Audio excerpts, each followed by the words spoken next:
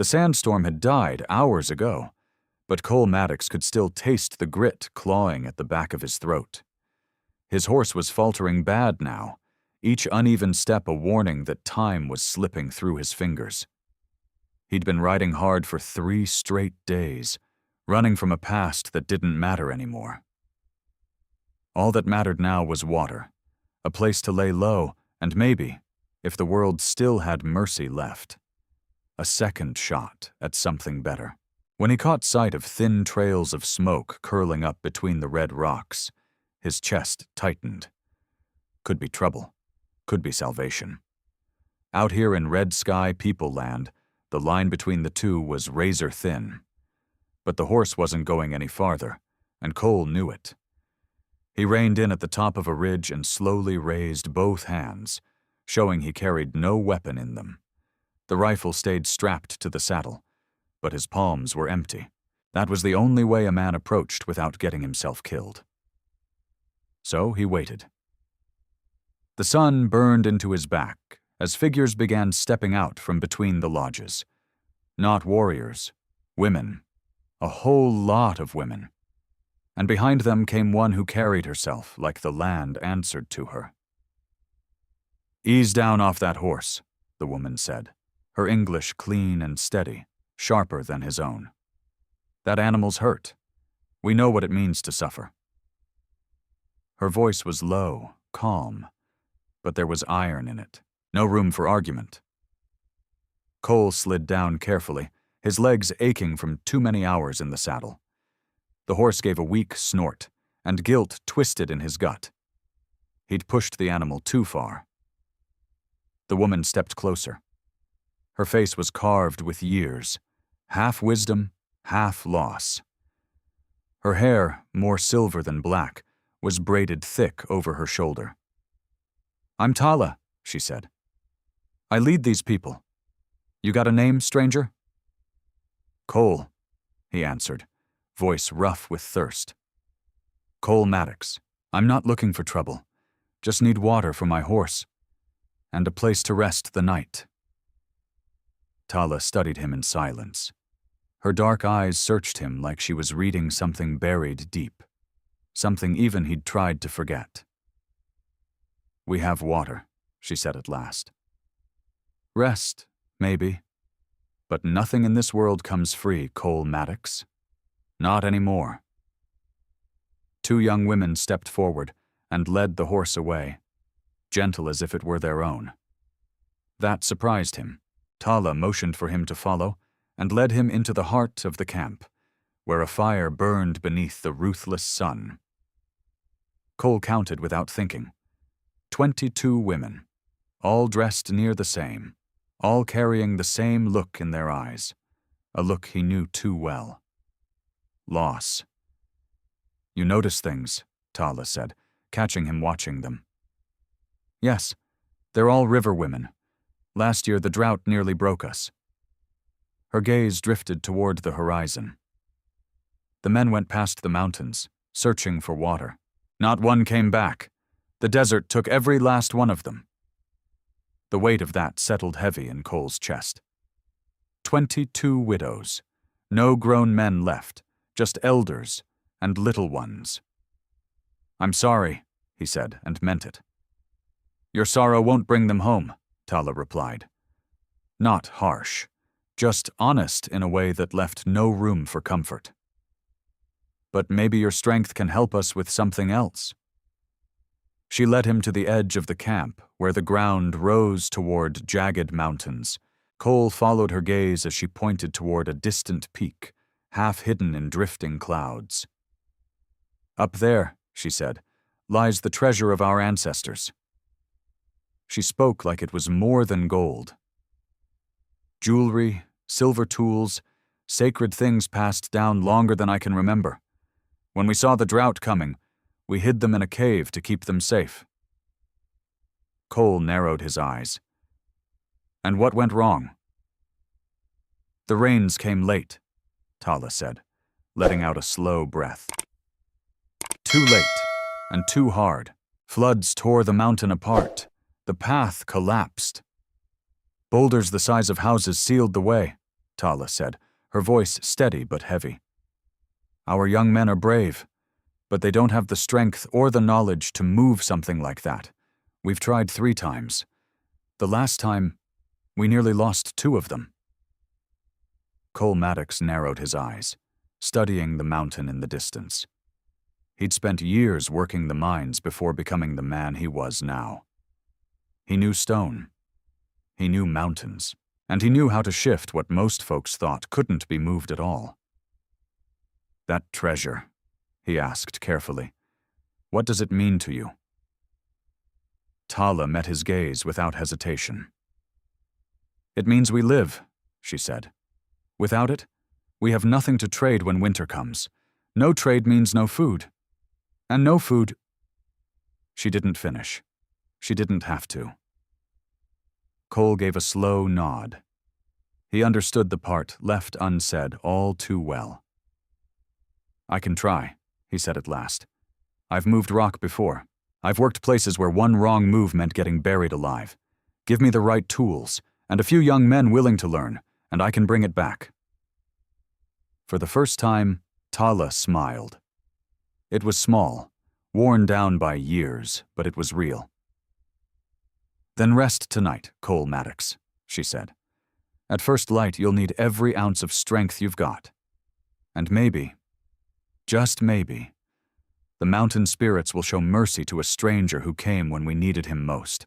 That night, lying beneath a sky scattered with cold stars, his belly full for the first time in days, Cole couldn't stop thinking about them, the river women, and the cautious hope in their eyes. He didn't know it yet, but by saying yes, he'd just changed the course of his life. Dawn broke in streaks of orange and violet when Cole woke. Sleep hadn't come easy. Tala's words had circled his mind all night like restless birds in a cage. 22 widows, a lost treasure, a mountain that had beaten even their strongest. When he stepped out of the lodge they'd given him, 5 young men were already waiting. None of them looked older than 16 or 17. Their faces were hard. Too hard for boys their age. Life had taken their youth early. I'm Koda, said the tallest, his tone balanced between respect and challenge. These are Takai, Mato, Chaitan, and Sani. Tala says you know how to get the treasure back. We know the mountain. Cole studied them one by one. Lean, tough, built by a hard life. Their eyes carried something sharp, a mix of hope and doubt. They didn't trust him yet, and he couldn't blame them. Before we head up, Cole said calmly, I need to know exactly what we're walking into. Tell me everything. Every detail matters. One wrong step, and none of us are coming back down. For the next hour, over dry cornbread and strips of tough meat, the boys laid it out. The trail started easy enough, but after the first hour, it turned mean, steep, treacherous. The rocks blocking the cave were massive, some as big as buffalo, piled up in a chaotic mess by the floodwaters. Last time we tried to move them, Mato said, rubbing his arm with a grimace. One almost crushed me. The rocks don't sit right. You push one, another shifts. Feels like the mountain's alive, like it doesn't want to let go. Cole nodded. He knew that kind of formation. He'd seen cave-ins like that back in the Colorado mines. The trick wasn't brute strength, it was balance, finding the one stone holding the rest in place. They packed ropes, hardwood levers, and what little water they could carry. Cole also asked for sturdy pieces of timber, wedges. The boys watched him with curiosity as he tested each piece, rejecting anything with the slightest hidden crack. In the mines, Cole said while working, I learned something. Right tool beats 10 strong men, and patience beats 100. They started the climb when the sun stood high overhead. The heat was brutal, but Cole knew it was better than the alternative. They needed light. After sundown, the mountain turned deadly. For the first 2 hours, the trail matched their description. Steep, but manageable. Cole kept his eyes moving. Every loose stone, every shift in the ground, memorizing the path, getting down with the treasure. That would be the real danger. "Why are you doing this?" Takai asked suddenly from behind him. He'd been quiet until now. "You're not one of us. This ain't your problem." Cole stopped, wiping sweat from his brow. It was a fair question. "Years ago," Cole Maddox said slowly, his voice rough like gravel under a boot. "When I was younger, and a whole lot dumber, I let my pride ruin something that mattered." He kept walking as he spoke, eyes fixed ahead. "Someone asked me for help. I turned my back on him, figured I had better things to do." His jaw tightened. They died waiting on help that never came. The boys fell silent behind him. Cole didn't look back. "I can't change what's already buried," he went on. "But I can choose who I am now, and right now, I can help." When they reached the collapse, even Cole felt the breath leave his lungs. The rocks were worse than he'd imagined. Massive, some the size of wagons, stacked in angles that made no sense, like gravity had lost its grip on the world. Behind the pile, barely visible, was the mouth of the cave. "Good Lord," Coda muttered under his breath. "Every time I see it, it looks worse." Cole stepped forward slowly, his eyes sharp, measuring everything. He touched the rocks one by one, feeling the heat baked into them, the roughness, the faint shifts beneath the surface. Then he dropped to a knee. He studied the gaps between the stones, the weight lines, the pressure points, the balance holding it all together, or ready to break. The boys watched him, caught somewhere between curiosity and impatience. "There's a way," Cole said at last, pointing to a barrel-sized rock near the base. "That one right there. That's your keystone. Move it the right way, and the rest'll settle without coming down on our heads." "And if you're wrong?" Chayton asked. Cole gave a tight grin. "Then we run like hell." A beat. "But I ain't wrong. Trust me." The next hour was all preparation. Cole showed them how to set the wooden wedges, how to work the levers at the right angle to multiply their strength, how to read the warning signs, the tiny shifts, the low groans that meant the rocks were thinking about moving the wrong way. "Back in the mines," Cole said as he worked, "we used to say rocks talk. They creak, they groan, they whisper. You just gotta learn how to listen." Sani, who hadn't spoken a word until then, nodded quietly. Cole noticed him pressing his ear against the stone, listening. "He gets it," Matto said with a small grin. "Sani hears things the rest of us don't." When everything was set, Cole gave the signal. 3 levers, 6 hands. Pressure applied in perfect rhythm. The wedges groaned. The rock gave a low, angry sound. For one long, terrible moment, it felt like the whole mountain was about to come crashing down. "Hold it," Cole shouted. "Keep the pressure steady! Don't you dare let go!" Then, a deep, rolling crack like distant thunder. The rock shifted. Not much, just a few inches. But it was enough.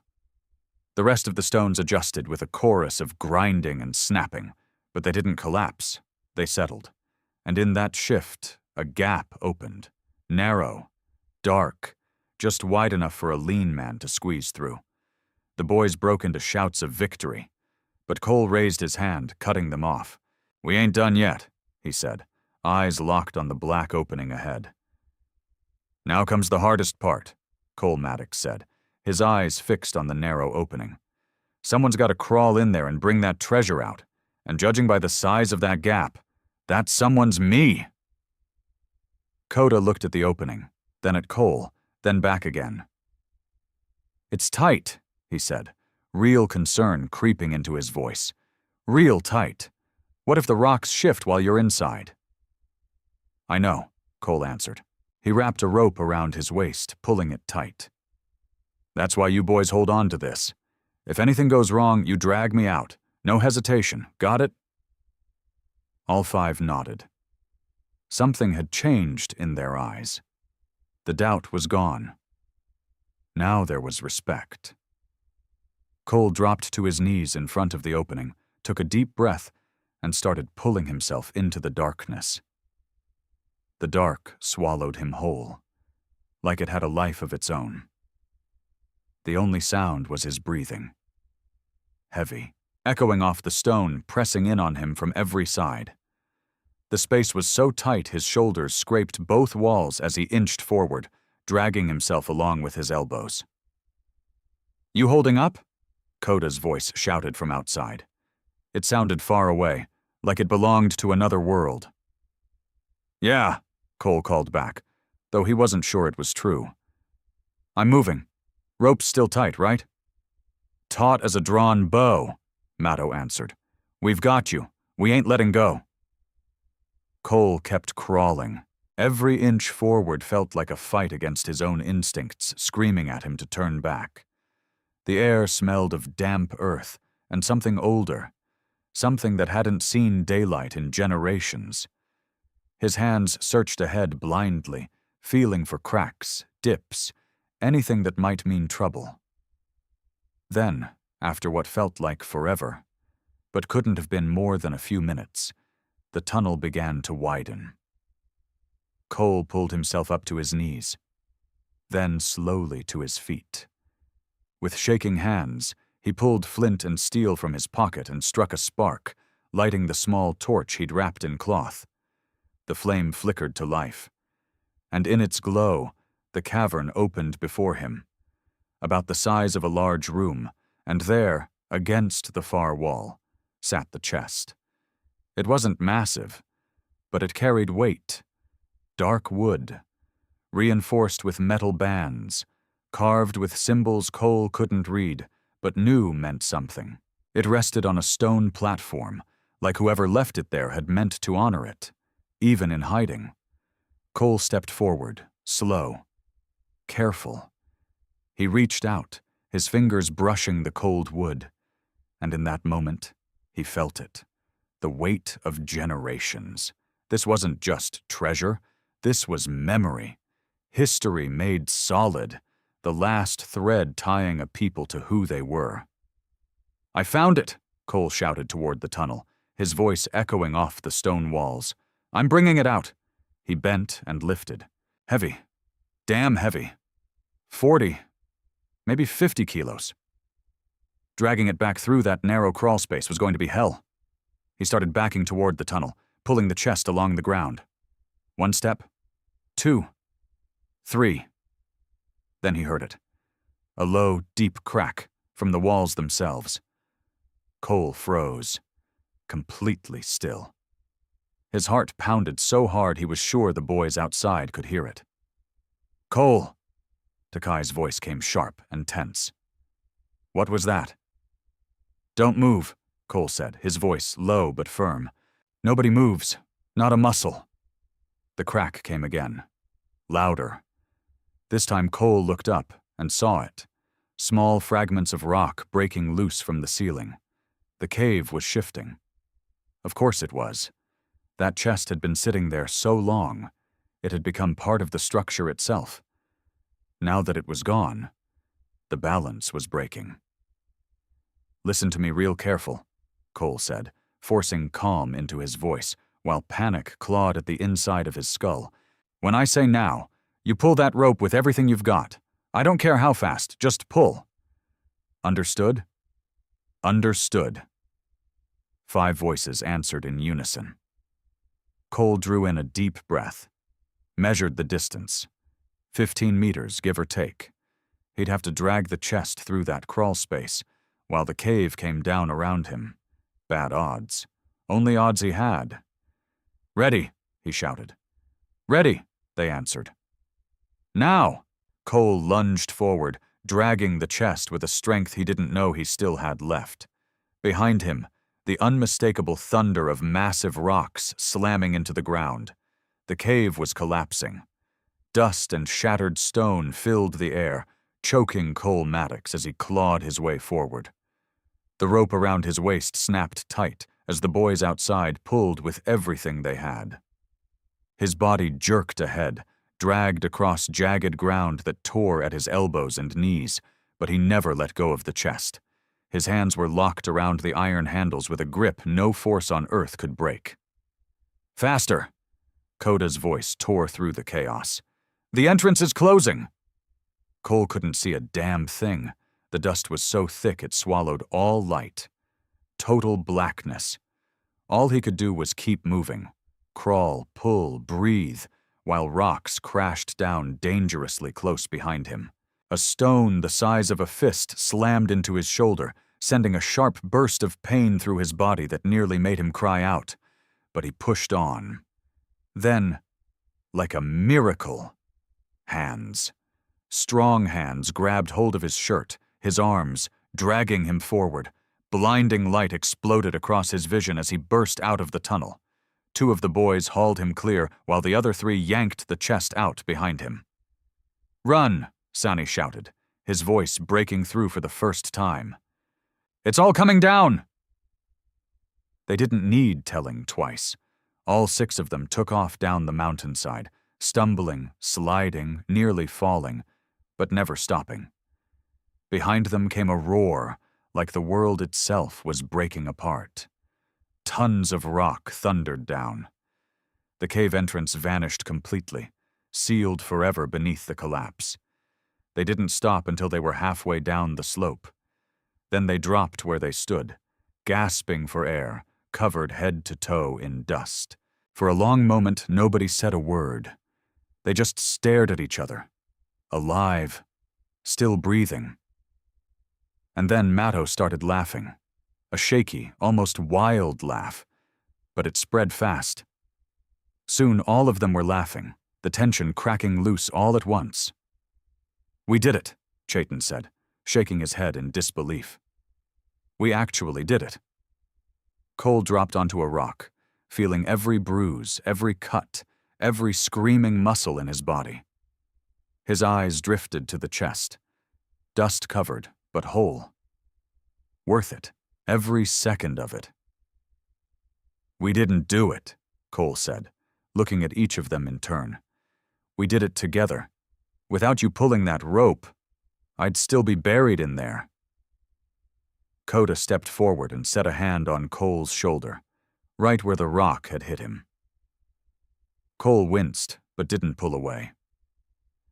"When we climbed up here this morning," Coda said, "I figured you were just another outsider talking big and meaning nothing." He gave a small nod. "I was wrong. You've got courage. But more than that, you've got sense. You taught us more in one day than we've learned in months." He glanced back down the mountain. "Let's head back." Cole pushed himself to his feet, slow and stiff. "Yeah," he said. "Let's take it home." It took them nearly 3 hours to make their way down, careful with every step. The chest was heavy, and the path showed no mercy. But when they finally reached the camp, when the river women and Tala saw what they carried, their cries of joy echoed across the hills. Cole Maddox hadn't just brought back a chest. He'd brought back something far greater. He hadn't just brought back their treasure. He'd brought back hope for an entire people. And somewhere deep inside him, something long broken had begun. Slowly, quietly, to mend. That night, the Red Sky People Camp turned into something Cole Maddox had never seen before. Fires were lit all across the grounds, forming a wide, perfect circle around the center. Flames danced against the dark, pushing back the night. The air was thick with the smell of roasted meat, fresh bread, and wild herbs Cole couldn't name. But his stomach sure knew them. It growled in anticipation. The chest now sat open at the center for all to see. Turquoise and silver gleamed under the firelight. Old tools, carefully preserved. Sacred objects etched with symbols from generations long gone. It wasn't gold, it wasn't diamonds. But to these people, It was worth more than any fortune ever buried in the ground. "It's something else," Cole murmured, watching as the river women touched each piece with reverence. Some had tears slipping down their faces. He shook his head softly. "Didn't figure anything could mean this much. It's not about what it's worth," Tala said, settling down beside him. She picked up a piece gently.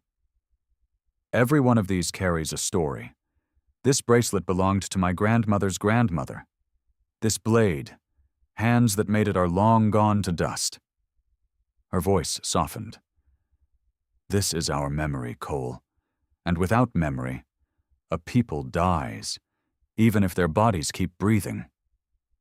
Around them, the little ones ran between the fires, laughing, really laughing for the first time in months. Elders sat nearby, trading stories, their voices rising and falling like they'd done it all their lives. Coda and the others stood surrounded by a tight crowd, retelling what happened up on the mountain, adding just enough extra danger to make it sound even bigger than it was. Cole had cleaned himself up as best he could. They'd given him fresh clothes. His wounds had been tended by steady, practiced hands. Now, sitting by the fire with a plate of hot food in his lap, he felt a kind of peace he hadn't known in years. "Cole Maddox." Taylor's voice carried over the low hum of the camp. Everything went quiet. "Come forward." Cole rose slowly, feeling every pair of eyes turn toward him.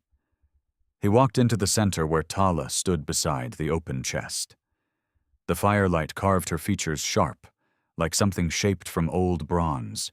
"Today," Tala began, her voice strong and clear, "a stranger did what we could not." She let the words hang in the night air. He risked his life for people who are not his own, for something that did not belong to him, for women and little ones who owed him nothing. A pause. Then, "In our ways, when a man saves our people, he is no longer a stranger." She stepped closer. "He becomes family. He becomes one of us." Tala reached into the chest and lifted out a silver necklace set with a piece of turquoise at its center. Her hands trembled slightly as she placed it around Cole's neck. "This belonged to my husband," she said softly. "Iron Hawk, a brave man, a man who put others before himself, just like you." Her eyes met his. "He would have wanted you to have it." Cole's fingers closed around the necklace, feeling its weight, not just metal, meaning. He tried to speak, but nothing came. His throat locked tight with something he hadn't felt in a long time. Then something happened he never saw coming. The river women, all 22 of them, rose at the same time. They moved together, stepping forward in quiet, deliberate unity, like this moment had been waiting for him all along. They formed a circle around Cole Maddox, their faces glowing in the firelight. Some were young, barely past girlhood.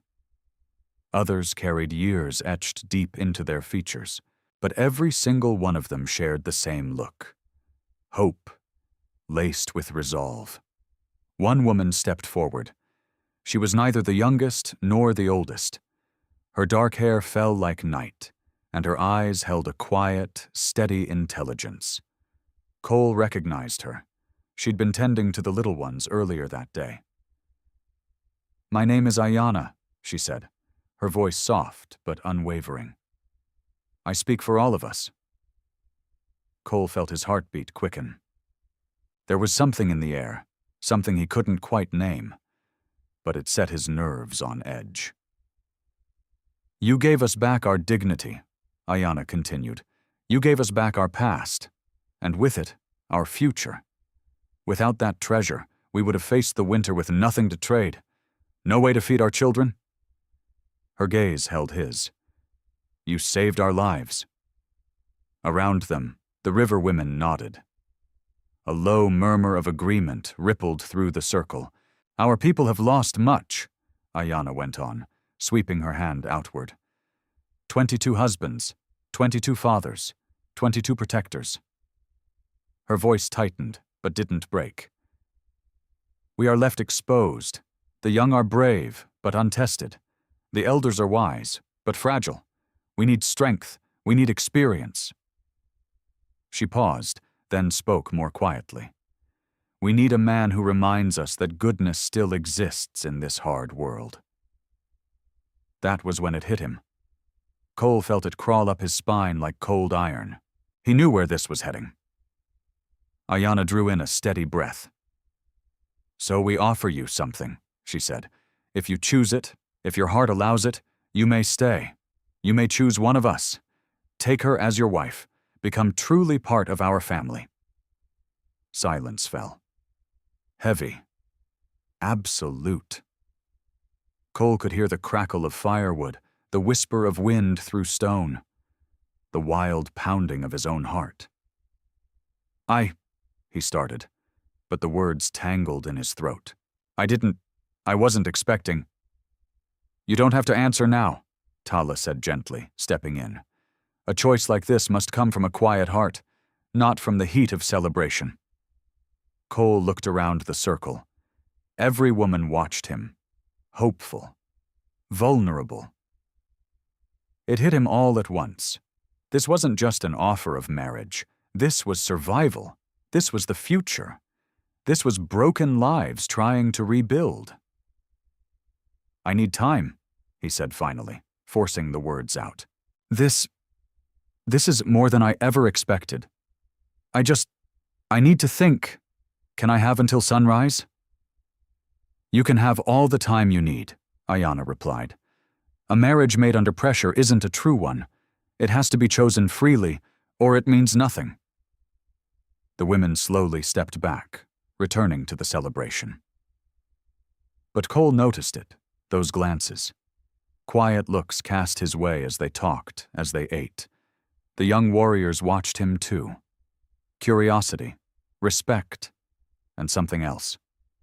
Maybe envy. Cole slipped away from the firelight, walking toward the edge of the camp where darkness waited. He sat on a lone rock, staring up at the sky. The stars burned bright, scattered like diamonds across black velvet. His mind churned. He'd come here running, from a past that still haunted him. All he wanted was a place to rest for a single night. And now, he'd been handed something else entirely. A future, a family, a reason to stay in one place after years of drifting with no direction. But was that what he truly wanted? Or was it just the pull of loneliness, dressed up as something more? And if he said yes, how would he choose? How could any man choose between 22 women, each with her own story, her own grief, her own hope? The question circled him over and over with no answers. The night deepened. The fires burned low. And one by one, the voices of the camp faded into silence. Cole didn't sleep. He couldn't. While the red sky people rested beneath the blanket of stars, he wandered between the lodges, thoughts chasing each other like wolves in the dark. It was Tala who found him just before dawn, sitting alone beside the dying embers of a fire. Men who think too much rarely find peace, Tala said, as she lowered herself beside him without asking. But men who don't think at all, they only find ruin. You're somewhere in between, Cole Maddox, and that's not a bad place to be. I don't know what to do, Cole admitted, his voice rough from a sleepless night. All my life I've been running, from my past, from my mistakes, from anyone who ever tried to get close. He let out a slow breath. And now, when I finally got a reason to stay, I'm scared I'll choose wrong. Wrong for who? Tala asked quietly. For them? Or for you? Cole didn't answer. He couldn't. It was a damn good question. Come, Tala said, rising to her feet. There's someone you should know better before the sun comes up. before you give your answer." She led him through the sleeping camp, past quiet fires reduced to embers, until they reached a smaller lodge set apart from the others. A soft glow flickered inside, and a voice, gentle, low, singing a lullaby. Tala pulled the flap aside. "Go on. She's awake." Cole stepped inside. Ayanna sat beside two small children curled up on furs, fast asleep. A small oil lamp cast a warm light over her face as she sang softly. She looked up when she saw him. The song faded, but a quiet smile took its place. "Didn't expect visitors this early," she said softly, careful not to wake the children. "But you're welcome." "Sorry," Cole said, settling near the entrance, keeping a respectful distance. "Tala thought we should talk." "Tala is wise," Ayanna said gently. Her eyes drifted to the children, filled with something deep and unshakable. "These are my children," she said. "Mika is 5, and Taya is 3. Her hand brushed lightly over their hair. "They lost their father so young. They barely remember him. Sometimes Mika asks what he was like. I tell him stories." Her voice faltered just a little. "But stories aren't the same as having a father," Cole finished quietly. "No," Ayanna said, shaking her head. "Stories don't teach a boy how to hunt, or track, or stand strong. Stories don't hold a little girl when she wakes from nightmares." Silence settled between them. Cole watched as she gently stroked her daughter's hair, careful not to wake her. "Why you?" Cole asked after a moment. "Yesterday, you spoke for all of them. Why?" Ayanna gave a small, sad smile. "Because I was the one who suggested it." She glanced down, thoughtful. "Some of the other river women, they're younger. Some are more beautiful. Some are stronger, more capable." She lifted her gaze back to him. "But I saw something they didn't, not all the way." "What's that?" "That it isn't about us." Her eyes caught the lamplight, shining. "It's about survival. It's about giving our children a chance to grow up with dignity." She studied him closely. "I watched you on that mountain. The way you measured every risk. The way you protected those boys while putting yourself in danger." Her voice softened. "That's not a man chasing a reward. That's a man who knows what it means to take care of others." Something inside Cole cracked. For years, he'd built walls around himself, convinced it was safer that way, safer to be alone. But this woman, with her honesty, with the fierce love she carried for her children, she was tearing those walls down, piece by piece. "I'm scared," Cole admitted, the words slipping out before he could stop them. "Scared of failing, of not being enough, of turning into the kind of man who makes promises and then disappears." "Fear is natural," Ayanna said, shifting a little closer, but not touching him. "I'm afraid too." Her voice dropped. "Afraid to trust again. Afraid my children might learn to love someone, only to lose him." She looked down briefly. "Afraid of opening my heart to a man who might only stay out of gratitude." "It's not obligation," Cole said quickly. "Whatever I feel, I don't even know what it is yet. But it's not that." The first light of dawn began slipping through the seams of the lodge, pale and quiet. Outside, the camp was beginning to stir. The quiet of dawn was breaking, and Cole Maddox knew his moment had come. Soon, he would have to answer. "Ayanna," he said, drawing in a deep breath, "I can't choose like this." His voice was steady but heavy. "It wouldn't be fair. To you, to the others, or to myself. Choosing a wife in one night after everything that's happened." He shook his head.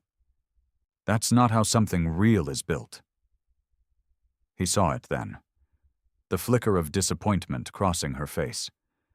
But there was understanding there too. Still, he pressed on. I want to do this right, he said. I give you my word. I'll come back when spring arrives. I'll spend the winter working, thinking, making sure this is real. His voice softened. Not just the feeling of a lonely man trying to fill an empty space. He stepped a little closer, meeting her eyes. And when I come back, if you're still willing, if your children accept me, if your heart tells you I belong here, then I'll ask you to be my wife. A pause.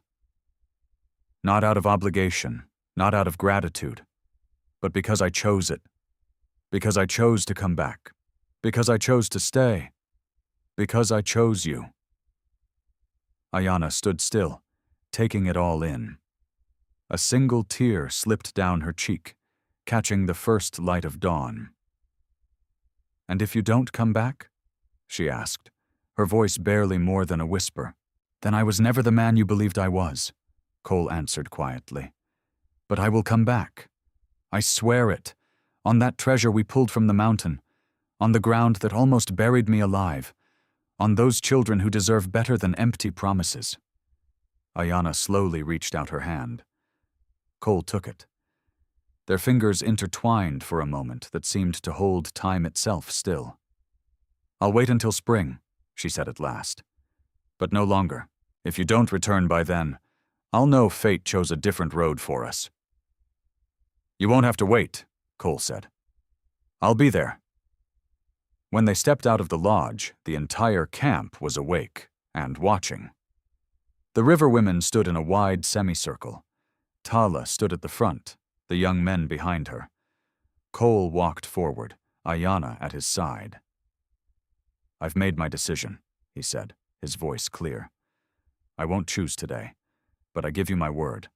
I'll return in the spring, and when I do, if she'll have me, I'll ask Ayanna to be my wife. A ripple moved through the crowd. Surprise, some disappointment, but also respect. Tala gave a slow nod, a knowing smile touching her lips. A man who knows how to wait, knows what he truly wants, she said. Go then, Cole Maddox. Do what you must, but remember, you have a family here, waiting for you. Cole mounted his horse, now strong again. Before he rode off, Ayanna stepped forward and placed something small, wrapped in cloth, into his hand. For the road, she said softly, and so you don't forget.